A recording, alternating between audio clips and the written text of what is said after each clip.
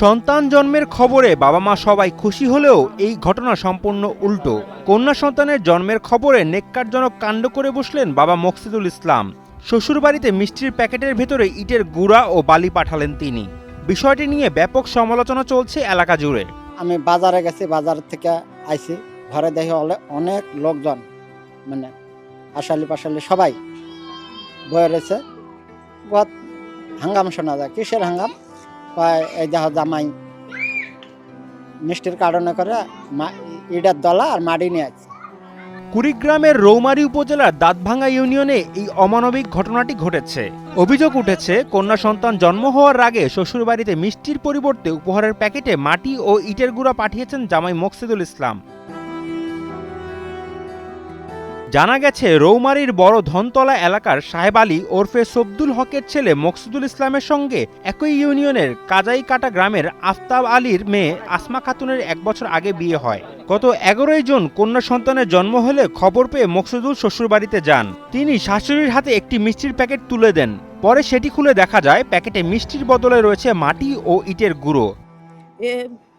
আমার মেয়ে পেটে থাকলে ও প্রতিদিন রাত্রে বা সকাল সন্ধ্যা সব সময় আমাকে বলতো যে তোর যদি মেয়ে হয় তাহলে যদি তোর ছেলে হয় তাহলে তোর কপাল ভালো, আর যদি তোর মেয়ে হয় তাহলে তোকে নিয়ে আর আমি সংসার করে খাবো না।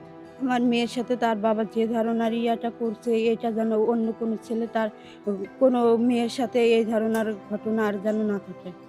আমি এই ঘটনায় অনেক কষ্ট পাইছি যে মেয়ের বাবা মেয়ের সাথে এরকম এই ঘটনা করবে বা আমাকে এত অবহেলা দিবে।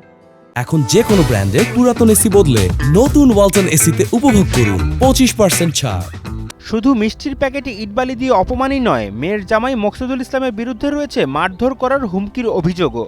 জামাইয়ের বড় ভাই হামলা মারে, কয় যে তাগো 3 বাপ বেটারে, মানে আমার 2টা ছেলে আছে, আমার স্বামী আছে, রাস্তাঘাটে জেনে পাইব তারা নাকি মারধর করবো, মার দিব, মার দিয়ে হাত পাও মানে পঙ্গু করে ঘরে থুব, এই কথা তারা বলছে।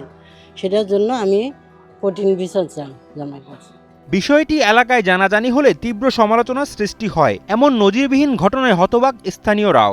জামাই ধরে ভালো করেনি কাজটা, খারাপ। আমার জীবনে তো এলা দেয়নি যে মিষ্টি এই কারণে ভেতরে মারি। আমি প্রথম জীবনে কেবল দিয়ে এলাম। বর্তমান যুগে আইসা এই 2025 আইসা যা দেখলাম, এটা আসলে চাঞ্চল্যকর একটা ঘটনা। এটা কি করে মাইনে নেওয়া যায়? এটা আমি চাই যে আর কোনো মায়ের সন্তান যেন এরকম অবহেলিত না হয়। ছেলে হোক মেয়ে হোক, মেয়েই তো কত সুন্দর একটা বাচ্চা ফুটফুটে। ঘটনার সত্যতা সাপেক্ষে বিচার দাবি করেন স্থানীয় ইউনিয়ন পরিষদ সদস্য। যদি ঘটনাটি সত্য হয়ে থাকে তাহলে এর প্রতিবাদ এবং তীব্র নিন্দা জানাচ্ছি, এবং আমরা এলাকাবাসী মা বোনদের প্রতি যে ঘৃণা তারা দেখাইয়েছে তাদের বিচার হওয়া উচিত। ঘটনাটিকে নারীর প্রতি অবজ্ঞা ও সহিংসতার একটি নজিরবিহীন উদাহরণ হিসেবে দেখছেন স্থানীয়রা। এর দৃষ্টান্তমূলক বিচারের মাধ্যমে সমাজে নারীর সম্মানকে অক্ষত রাখার দাবি জানান সকলে। কুড়িগ্রাম থেকে সোহেল রানার স্বপ্নের পাঠানো তথ্য ও চিত্রে ডেস্ক রিপোর্ট, কালের কণ্ঠ।